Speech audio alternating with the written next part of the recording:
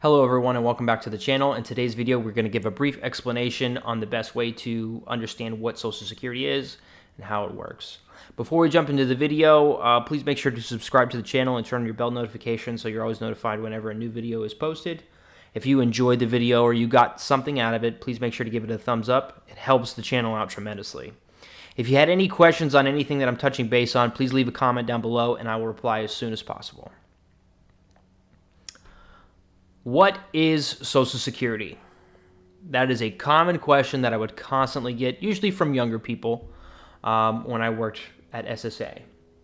The easiest way to think of Social Security is they're just an insurance company. And the types of claims that you can file with them or the types of benefits that they administer are retirement, disability, and survivor's benefits. In order to be eligible for these benefits, essentially you have to pay a premium, just like any other insurance company. So like every month you pay your car insurance bill or your homeowner's insurance or whatever else it might be that's insurance related, you have to pay them a premium.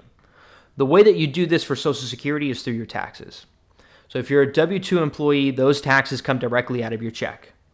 The total tax burden for credits is 15.3%.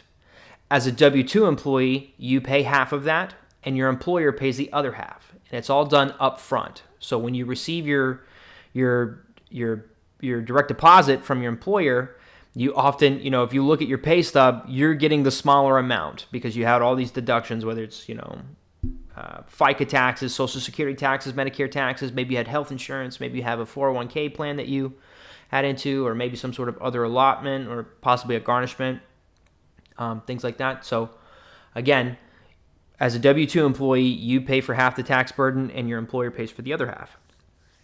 If you're self-employed or a 1099 employee, the full tax burden lies on you, which would be 15.3%. So if you're in a situation where you're filing your taxes every year and you're claiming a loss, just keep in mind you are not paying Social Security taxes and you're not getting any credit. So should something happen to you and you become disabled or maybe pass away or you go to file for retirement benefits, if you have been claiming a loss every year for your entire work history, then don't expect anything from Social Security. In order to be eligible for retirement or survivor's benefits, you have to have something called fully insured status. So this means that you have a certain number of years, which is 10, where you've hit the specific dollar amount in taxes for every year. So you can see in 1978, in order to earn a quarter of coverage, it was only $250. In 2023, it's $1,640. You can earn a maximum of 4 quarters of coverage per year because there's 4 quarters in the year, and you have to have 10 years of work history or 40 quarters to be fully insured for retirement or survivor's benefits.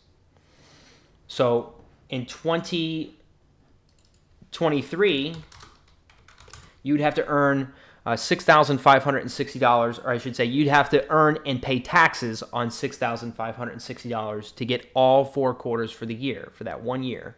That's what you'd have to make and pay tax on. For disability benefits, it's a little bit different. It depends on your age, and there's a couple other circumstances that come into play. If you're older than 31, then essentially you have to have worked the last 5 out of 10 years in order to be eligible to apply for Social Security disability. If you're younger than age 31, there's something called a special insured status. If you wanted to look into what that is, you can Google this right here, RS00301.140 special insured status for disability before age 31.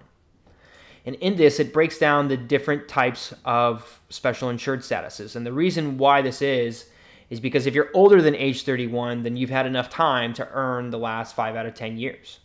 If you're younger, maybe you went through school or a number of other circumstances that prevented you from getting that, so they have basically exceptions depending on your age. So from 18 to 24, there's certain rules, and then from 25 to 30, there's certain rules, and then the year of 31, it's a little bit different. And then if you're older than 31, then again, it's the last 5 out of 10 years.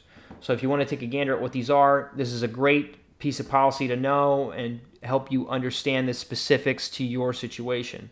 I say that because no matter how similar somebody's circumstances are, their situation is going to be different than yours. And you really, take advice from other people who have maybe walked that path before, but don't take everything they say to heart. Again, everybody's situation is different. I cannot stress that enough. Whether it's their work situation, their education, their age when they became disabled, their work history, all of that comes into play. And it's super important that you realize that going into it. No matter how similar somebody else's situation is, it's different than yours. I would like to go into more detail on some of these things, but this is just going to be a brief video. I'll probably make another one detailing these things a little bit more to help you understand. If I get a lot of feedback on this and people wanting to know, younger people, realistically is who this particular policy would apply to. If you have any questions, please leave a comment down below and I will reply as soon as possible. Again, if you enjoyed this video or you got something out of it, please give it a thumbs up. And please subscribe to the channel and turn on your bell notification so you're always notified whenever I'm posting a new video. Thank you so much. I hope you enjoyed.